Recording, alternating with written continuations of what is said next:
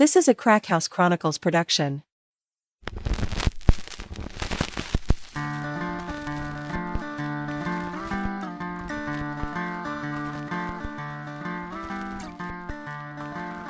Welcome to the Crack House Chronicles, your favorite true crime podcast. I am Donnie, and with me is a man that says quitting beer is one of the best decisions that he's never going to make. It's Dale. Yeah, I skipped that one. Yeah. Yeah, that's just a decision you can't make. No, you can't do that. That's just wrong. What's going on today, dude? You know, same old. Same old, back in the Crack House doing an episode. Back in here doing it up. We got a little Halloweeny trick-or-treat episode. Wait a minute. Little Halloweeny. Halloweeny. Speak for yourself. Yeah. Halloweeny. Oh, Lordy. Yeah, that's right. You got any good shout-outs to anybody you want to talk about? Man, we got a little something going over here on the clapping. A little Spotify gimmick here, man. Yeah, bring it on. So I'm glad you brought this to my attention because I was feeling down today. I had a few on here actually, so I'm gonna use all the time I want. Rattle them off. Okay, this is on posted underneath the Florence salon murders. You know, Abe Lincoln hitman from Florence, Montana. Yeah. Yeah. Anyway, it goes Tommy K. Papillon, I guess is how it's supposed to be said. Sounds anyway, good to me. I heard this case a long time ago, but that was an excellent episode on this weird case with the culprit who looks like Abe Lincoln, plus other new info I have not heard. Thanks, guys, and it's always great listening to your show. Greetings from Finland. Finland, that's good. That's a little over the pond, sir. Yeah, so that's a long way away, yeah. Can't get there. No, you can't. Anyway, there's a few more. I'm going to go ahead and run through them if you don't care. Bring them on. This is Tamara DeBrew Lucero. Yeah, we'll go with that. I go with that. You guys knocked it out of the park again. Love you guys and how much effort you put into your shows. Keep on keeping on. Man. Dang, Donnie. That's what we have. Feeling the love, man. I feel it.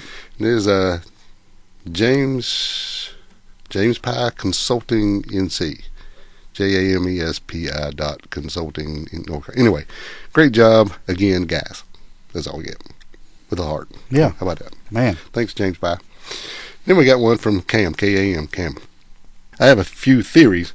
Someone from a rival salon hired a hit on the owner, and the other ladies were just there at the wrong time. That might explain why only the capes were taken, unless Batman showed up. Almost like a trophy. Next one is maybe the owner had more going on than we know about, which is probably something going on there. It might seem odd or anything is possible. Beef with family, affair gone wrong, bad dealings, just some thoughts. Really enjoy listening from Montreal, Quebec, Canada. Man. How about that, buddy? I love it. That's neighbors up north. Yeah. A lot of good folks up there. And I'm going to give you one more, since we talking about neighbors. This is Smith 3790, new listener and retired sheriff deputy, forensic investigator from Rock Hill. Y'all that's South Carolina, right? That's right down the road. That's across the line. You can get there and there. You can, yeah. Y'all the best thing out of Shelby in years. Man. I mean, we better than Little Moo and Alston Bridges Barbecue. Much Chicken and Biscuits. Yeah. There's just some reference for you young folks. Yeah, you'll have to look that up. Yeah, we'll take that. Yeah, we will, man. Thanks so much. You guys are knocking it out of the park on here. We thank you for taking the time to write something on there, man. That's pretty cool. Yeah, we appreciate anybody that goes on Spotify or Apple Podcasts or wherever they allow 5 stars and reviews and all that stuff where you make comments. Comments and all this. We appreciate it. You go on there and do that. It just tickled me to death. It helps the algorithm and helps people find us. Well, it helps our heart feel better, Donnie. Yeah. Damn the algorithm. And one thing that helps people find us, me and you out there busting our butts, say, hey, if you listen to our podcast. We jamming stickers on everybody's throat. Yeah. Go to PetSmart, buy some stuff for the lizard. Hey, y'all, have a sticker. Yeah, that's right. We got a podcast. I have done that. I know you have. Crazy. Anyway, man. Crazy. Selfless self-promotion, man. Yeah, Shameless. Yeah. We got to do it. I do it all the time. Yeah, but I love it, man. We appreciate it. All right, that's enough talking about us. All right, we get back from the short break. We're going to get into this episode. That's right. Don't want too many people have to hit skip too many times. All right, Dale, we are back. We are back. Man, we've got a Halloween case. Yes. Trick or treat. And it's coming up this week when this episode drops. Oh, man. End of the week, yeah. Already? Yeah, but we're going out to California. I think I need to make October longer. You think so? Yeah, because Halloween gets here so quick. It's like, just fair's over, and then next thing you know, bam, it's Halloween, and then next thing you know, it's New Year's because we fly through everything else. Yeah. But anyway, go ahead. Yeah, that's right. But we're going out to California on this episode. California. Yeah, and That's this the is place you want to be. Yeah, but not for this. But this is a case that took place back in the 50s, the late 50s. Okay. And we're talking about a guy by the name of Peter Fabiano. Fabiano. Yeah, it's pretty That's cool. not the guy from the romance novel. No, right? this is he's got more letters in his last name. Oh, he's just Fabio, right? Yeah. Okay. He's got some other letters in there too. Fabiano. Okay, gotcha. Peter Fabiano. And just a little bit of background on this guy. He was born in 1922 in Lansing, Michigan. This is where he grew up and attended St. Mary's High School. And after graduating high school, he enlisted in the United States Marine Corps and served in the Pacific Theater during World War II. And after that, Dale, he was honorably discharged.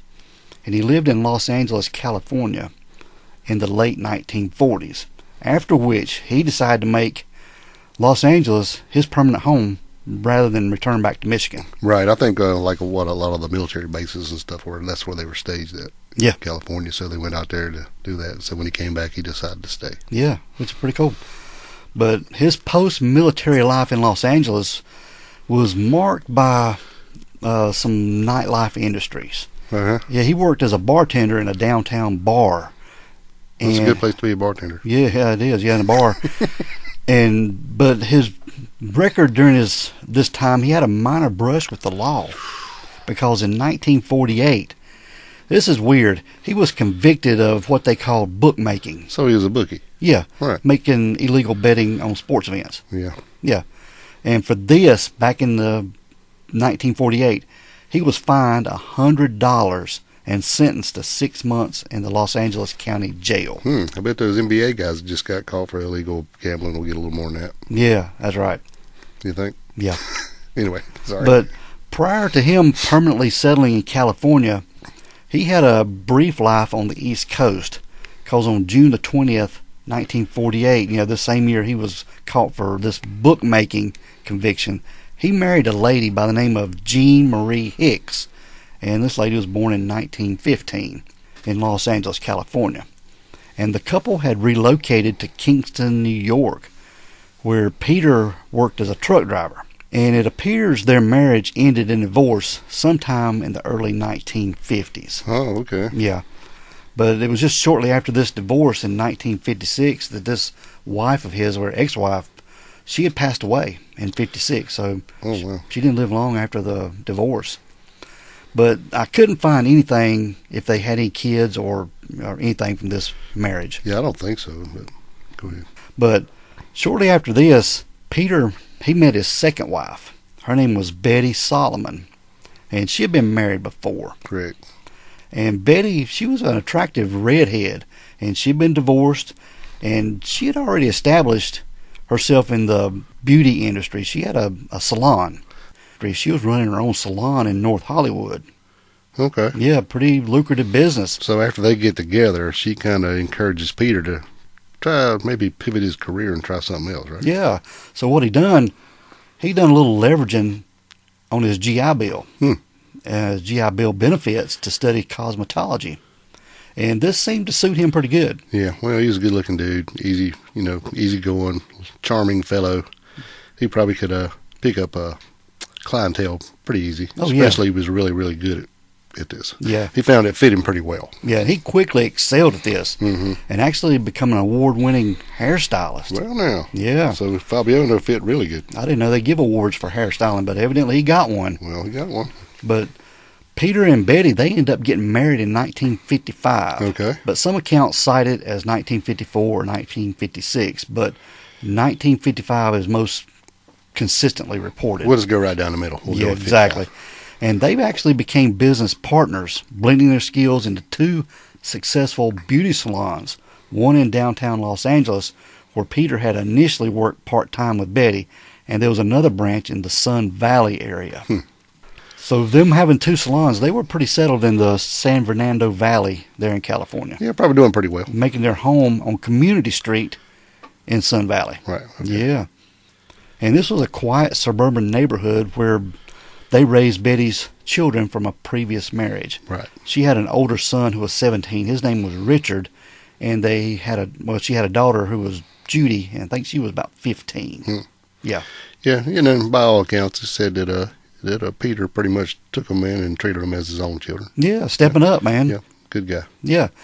But Richard, Betty's son, he had recently enlisted in the U.S. Navy and was actually stationed in San Diego.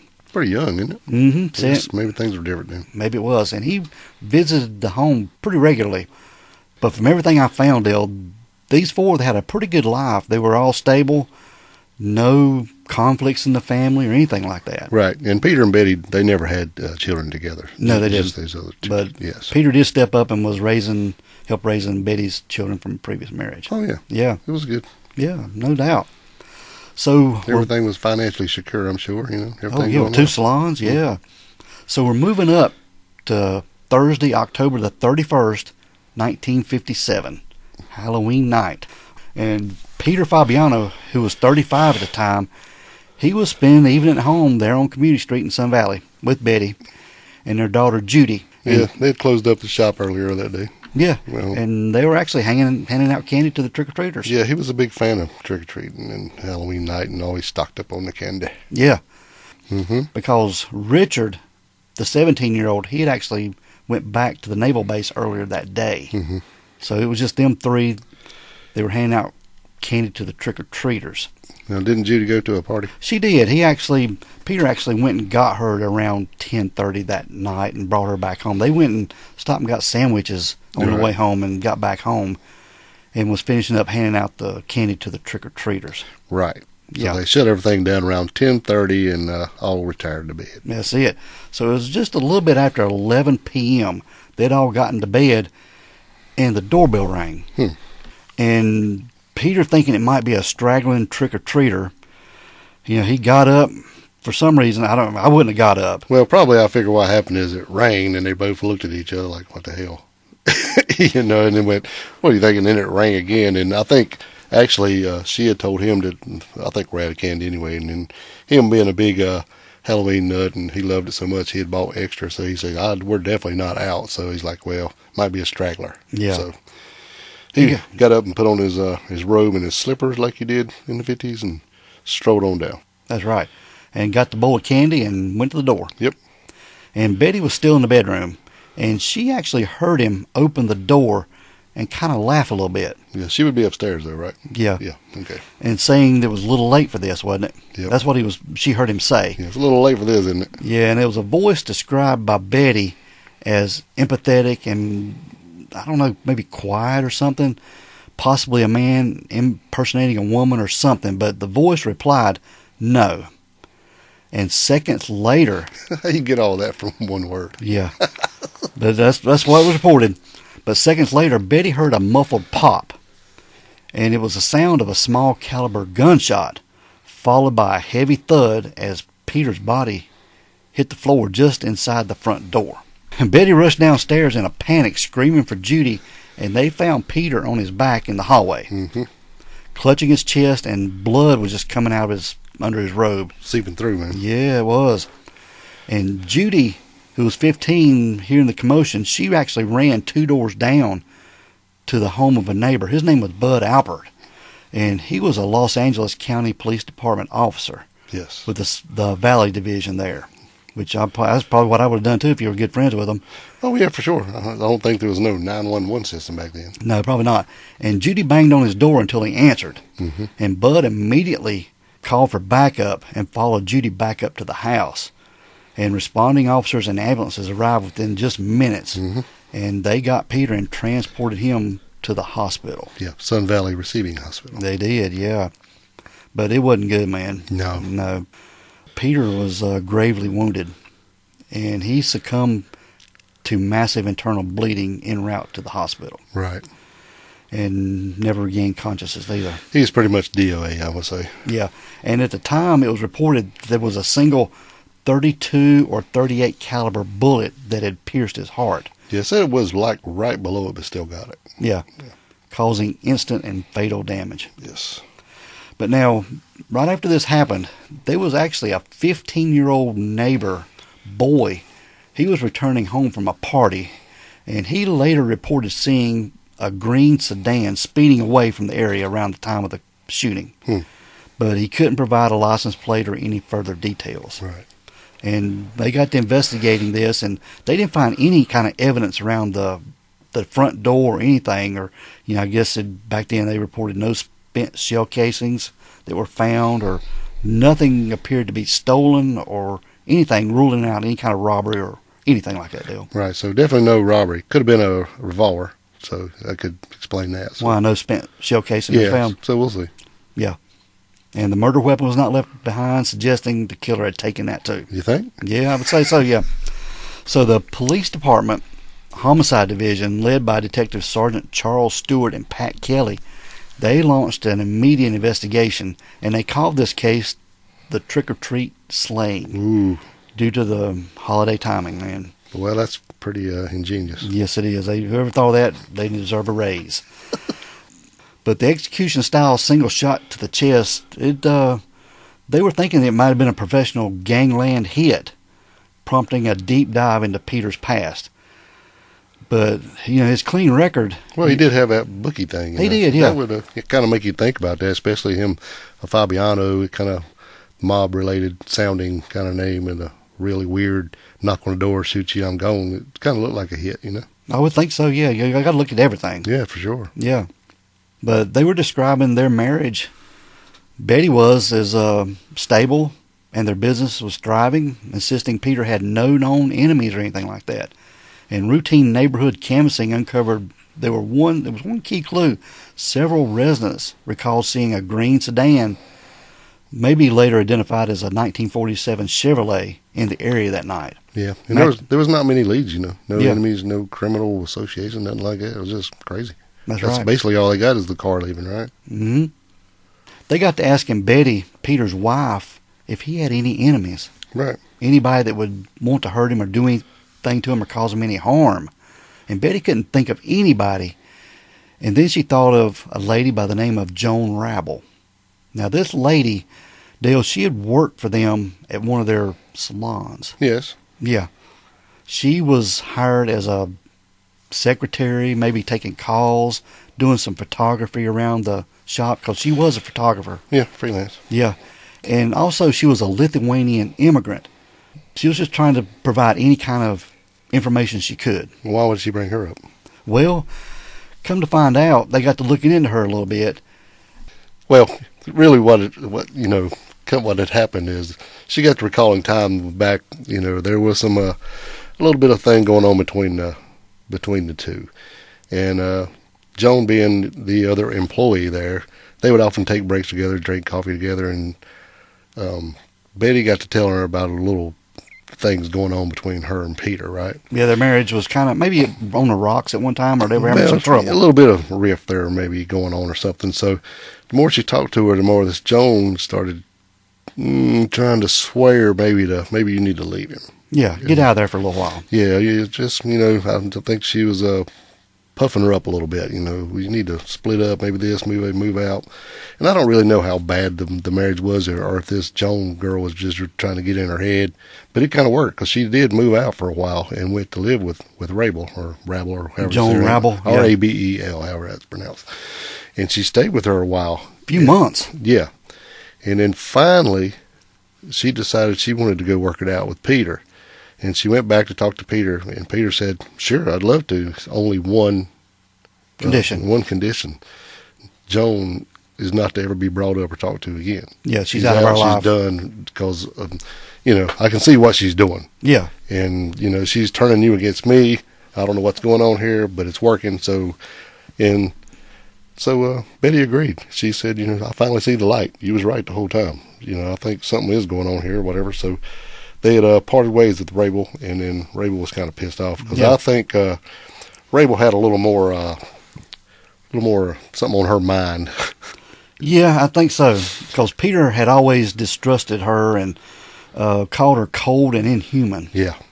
And this Joan Rabel, she harbored a deep resentment toward Peter, viewing him as kind of an obstacle to rekindling her bond with Betty. Right. Well, in the newspapers always said that Rabel and Betty had an abnormal relationship.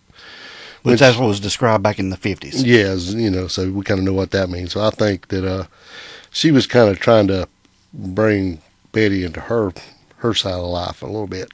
The lesbian lifestyle. I think so. Yeah. And maybe it was, and then who knows if they had anything going on or not. I don't know. Maybe not. But she had her living with her for 6 months, so I think she was. And then once she got there, I think she kind of figured out what was going on. Mm-hmm. She was trying to seduce her, maybe. Yeah. And then maybe get her on her side. So she had broke her away from Peter, got her to move in with her.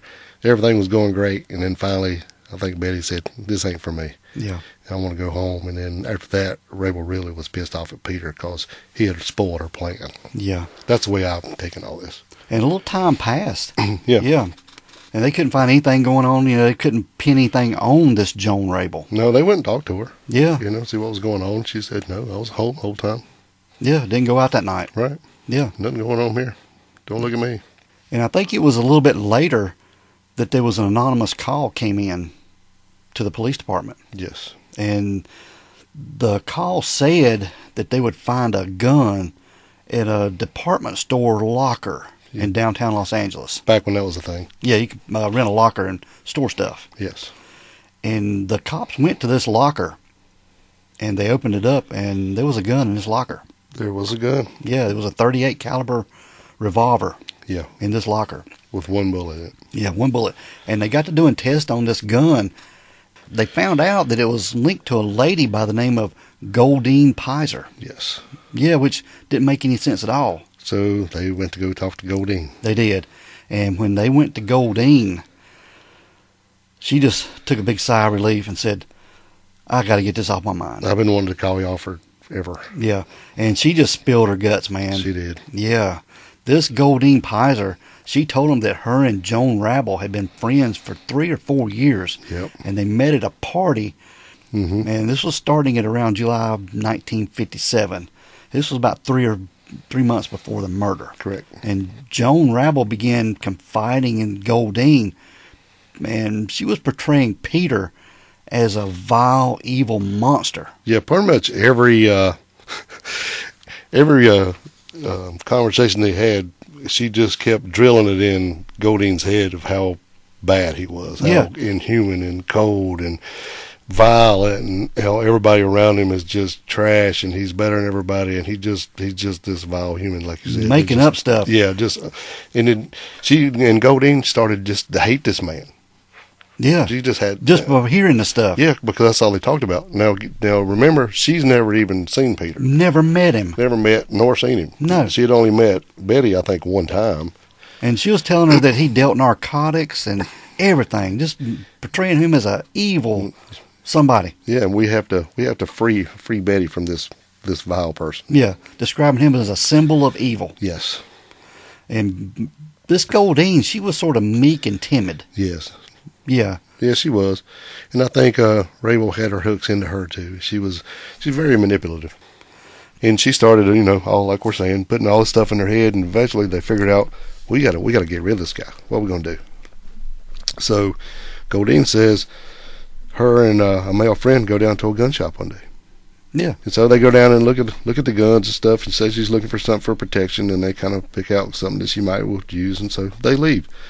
Well, a week or so later, Joan gives Goldine the money to go buy the gun. Go get this gun. So she goes to the gun shop and buys the gun and 2 bullets. Yeah. However the hell that works. I don't know how you can just buy 2 bullets. Maybe they was on a budget that day. Only enough for the gun and 2 bullets. But, during all this time, with getting the gun and everything, they were trying to find other ways to kill Peter. They were going to poison him, maybe with a knife, maybe stab him with a knife, or a car accident or something. Right. But they chose this gun as the best possible way to kill him. The easiest route. Yeah. Probably the best way to get in and get out without being caught. Yeah. So they got the gun, and then they had to pick a day to do this. They did. They wanted to pick a day. What would be a great day to do this? So they chose Halloween. Why was that? Perfect for the disguises, and the people dressed up, costumes. Perfect time to do it. Perfect timing. Yeah. So they had this .38 caliber revolver. Didn't they even go like times they would either go by the salon or go and sit and watch so Goldine could even see what he looked like? Yeah, sit outside the house. Dang. Crazy times, man. Man. So on the night of October 31st, Joan Rabel, she actually borrowed her neighbor's car. Right. Margaret Barnett's green sedan. She borrowed this car at around 9 p.m. Well, they had met at Rebel's house, right? Mm-hmm. And she come in and she had this disguises. Yeah, she did. Had some blue jeans. I believe I was right? Blue jeans. Blue jeans and some khaki jackets, some red gloves, some makeup, and some mask. Yeah, it's like a domino mask. That's what it was described, like a Robin mask. Yeah, or the Incredibles. It's kind of like just the Lone Ranger type gimmick. Just covered eyes and round eyes. Yeah, Yeah. so they painted their faces up, apparently. I don't know what or how or what color or anything, and then had those masks. But that was their disguises for the evening. And then they borrowed the neighbor's car. Now, some people have said that said Joan didn't take her car, and other sources said she didn't have a car at all. So I'm not sure which it is, but they definitely took the neighbor's car. Yeah, the neighbor, Margaret Barnett, let them borrow that car. So maybe she did have a car. How else would they have been able to stake her out, Yeah. beforehand? So I don't know really, but I'm just speculating. Go ahead. I would say she had a car and she just borrowed her neighbor's car, yeah. Right. But they also had a brown paper bag they were going to use to conceal the gun. Right. Yeah. So that night, Halloween night, about 9 o'clock, they went and parked near the house and just staked out. Yeah. Just sitting there watching. There and waiting. Yeah. And Goldine was saying later that her nerves were shaking. Oh, I bet it was shot. She's just a little bitty woman, too, like 5 foot tall. Yeah. If that. So they watched the trick-or-treaters come and go, and then they watched them turn the lights off and go to bed. Yep. And then shortly after that, that's when Goldine left the car, walked up to the house, and rang the doorbell twice. So they've been sitting there for 2 hours. Yeah. And when Peter opened the door with the candy bowl... And the way she worked this out now, they had a little brown paper bag. So she had the gun in her hand and then had the bag over the gun. Yeah. So you couldn't see what it was. Yeah. It wasn't like she was carrying the gun in a bag. She just had the bag over the gun. Yeah, concealing it. Yes. Yeah. So when Peter come to the door and answered it, and he asked her, about her this being a little late, and she said no. It was that time she fired point blank into his chest. Yeah. Said she was so nervous she had to reach up with the other hand, hold both hands because she was shaking so bad to shoot her. So I guess she stuck both hands in the bag or the bag came off or what. I don't know. Yeah. Yeah, and shot him one time and then said, her instinct to help people and friends and stuff, kind of like how she's got sucked into this. Her first instinct was to run to him, and then she realized that she was the one who done this and had to take off and jump back in the car. Yeah.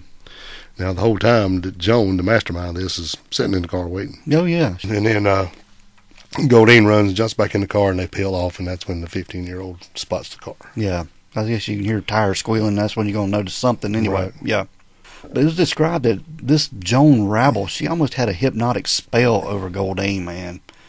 Just, I guess, on and on telling her that Peter was a bad guy. Well, she done sucked her in, too, man. Brought her in and took her in and done whatever she did with these folks. Mm-hmm. I don't know. A lot of places say they were all intimate friends, but we don't know. Maybe they were, maybe they weren't, maybe they had friends with benefits. Who knows? Yeah. But I think Goldine was really into this chick because she was widowed too. So all these people had been divorced or widowed, one or the other. She started putting all this stuff in her head, so she's doing whatever she could to do to help her, and felt like it was the right thing she'd done. But even though I think she really knew this was not a good thing to do, but she had been told so many times how bad Peter was that she just thought something that had to be done. Yeah. And it was reported too when then Goldine got back to the car, Joan Rabble kissed her passionately and thanked her. Mm-hmm. Yeah. So they left this crime scene and they drove back to Margaret Barnett's house where they borrowed the car from. Mm-hmm. Parked on the street, right? Yeah, and they actually forgot a khaki jacket and left it inside the car. Mm-hmm. And they parted ways. And this is when Joan Rabble, she warned Pizer. She told her, said, forget you ever saw me. Yeah. Forget you ever knew me. Yeah, basically, sorry I've been using you for 3 months and doing all these things for you and with you, but I basically got what I wanted now, so see ya. Yeah. And that's when Goldine burned the remaining clothes the next day and hid the gun in the storage locker. Yeah, she didn't know what to do with it, so she took it to that storage locker, which is kind of silly to me. I wondered if Rabel was the one who called or her. I wonder who made the anonymous call. I bet it was Goldine. You think so? Probably because it almost would have to be, because if they weren't seeing each other anymore, how would even Rabel know where it was? Yeah.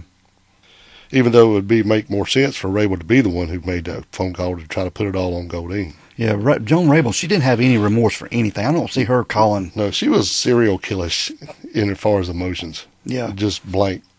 besides wanting to take everybody's wives.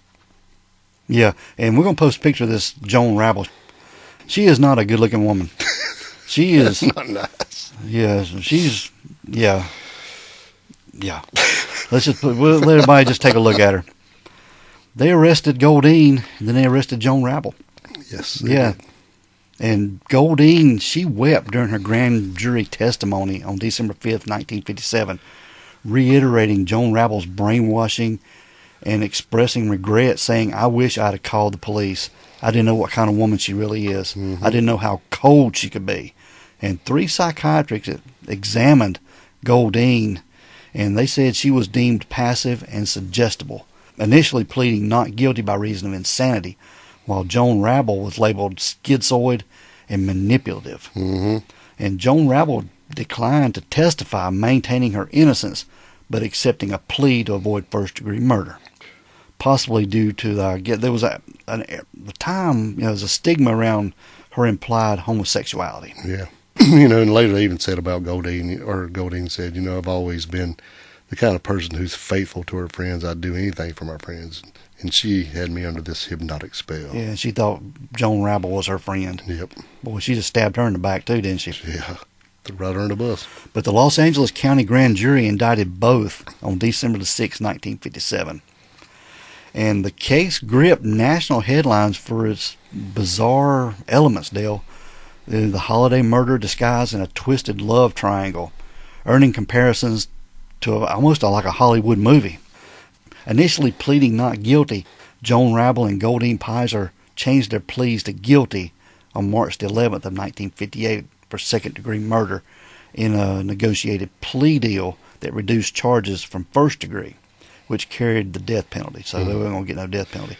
Yeah, it's kind of silly to me, though. Yeah. I mean, what they do get, go ahead. Yeah, but get this. Superior Court Judge William C. Stevens, he sentenced each of them to 5 years in prison at the California Institute for Women in Corona. And the lenient plea was later criticized by the 1958 legal reviews as emblematic of a softer treatment for female defendants. It's pitiful. Yeah. In some places you see 5 to life. Well, that is what it says. It is pitiful. I mean, 5 to life. Come on, man. What is that? Nothing. I mean, I know it was a plea deal and they gave him that for second degree, but I don't know how you can even be second degree. They planned this for months. She walked right up there and shot him in the chest. That is not second degree. I think what it is, Goldine pretty much told them everything that happened. Even when they went back to question Rabel the second time, and she was trying to play it off, and they already knew everything that happened from the car and everything else. They even looked at the car and the mileage on the car that they borrowed from her house over to Peter's house and back was almost exact to what it would have to be. Mm-hmm. So they knew everything. Yeah, she said she had borrowed the car to take it to the grocery store. Yeah. To the market. And ride around a little bit. Yeah, which was like 4 miles away, but there was all these other miles that were tacked on. Yeah, first it's like, well, I didn't know, and then, well, wait, we already know you had the car. Oh, yeah, I forgot. I did go to the grocery store and then ride around a little bit, but when they checked the mileage, it was definitely, matched up. Yeah, but Peter's murder devastated his family. Betty, shattered but was resolute, never remarried and continued her career in the salon business, and joining a Studio City salon in 1962. And she outlived Peter by over 4 decades, passing away on August the 9th of 1999 in Palm Desert, California. And Judy and Richard, the kids, already navigating adolescence, at this time, and young adulthood, they lost their stepdad. And Richard, the older one that was in the Navy, was informed of the death while at the Navy base. And Judy, who had witnessed some of this, the immediate horror, received counseling, but little is documented about their lives after all this. There ain't a whole lot about any of them later life, truthfully. Yeah. We don't really know how long they were in prison. It's hard to find any records. So they were sentenced to 5 years. We don't know if they got out after 5 years or... Yeah, it was sentenced 5 to life. Yeah. But I guess after 5 years, you're probably up for parole. Probably. I figured Goldine got out pretty early. 5-7 years probably, something like that. But you can't really find definite records. And there's nothing on Joan Rabel. No. Nothing. No, I think you found an article or something about her brother's obituary. Yeah. And said they were from Lithuania, like it said, and he was survived by a sister, Joan. Yeah, and he died in 1999. Yeah. so she would still be living then. But there's nothing on her much. Mm-mm. Mm-mm. No, it's terrible. But Peter was buried at the Holy Cross Cemetery there in Los Angeles, California. Goldine, she served her sentence and was paroled. Yeah. Living a quiet life after all this in Los Angeles as a private citizen. Yeah, she died in 1998 at the age of 83. Wow. So Joan Rabel outlived them all. She did. The mastermind and all The this. mastermind and the hypnotist with the, I don't know. Yeah. Yeah, she was I don't know, she just had a grip on people. The way I don't know if she had a way to talk to people and manipulate them. Because she was able to convince Betty that she needed to leave Peter and move in with her. Yeah, and she had her in there for a while, and then Betty decided she needed to go back to Peter. I think she had a thing for Betty. Betty was an attractive woman. Yeah, I know she did. Very attractive lady. Peter's wife, yeah. And I think Betty had a thing for her. You know, yeah, I'm sure she did. That was the whole point of the whole thing. And then once she decided she needed to go back to Peter, she didn't want to. She couldn't take it, and she had to figure out a way to get rid of him. Yeah, and maybe this is a way to get Betty back. Yeah. You know, I don't know. But it's a sad situation. It's very sad. It is. But yeah, Peter was a good guy, just helping raise 2 kids with his wife and just living life, man. Yeah. Had a good life. He basically just pointed out what was really going on and cleared the eyes of people who were being blinded by this. He did open their eyes, didn't he? Yeah. On this, and yeah. Once they saw what was going on, they realized he was right the whole time, and Joan took him out. Yeah. Wow. The best way she knew how, talking somebody else into doing her dirty work. Yeah. But that's Poor it. little Goldine. Goldine, yeah, it's just a meek little woman. Yep. I think she got talked into doing this and then dumped. But I think it was a big relief for her when they came to arrest her. I do too. Yeah. Wow. She is all to hell. I can just get this off my chest. Yeah, and move on. She probably pulled her in, thinking, well, she's a little bitty. She can get away with looking like a kid on Halloween. Yeah. I didn't think about that, but yeah. Very true. Wow. Yeah. But that is the trick-or-treat murders. Peter Fabiano, 1957. Sad. Yep. All right, Dale, we're going to get out of here, man. All right, let's roll. We want everyone to be safe. Please be careful and always be aware of your surroundings. Because the next episode could be about you. This is the Crack House Chronicles.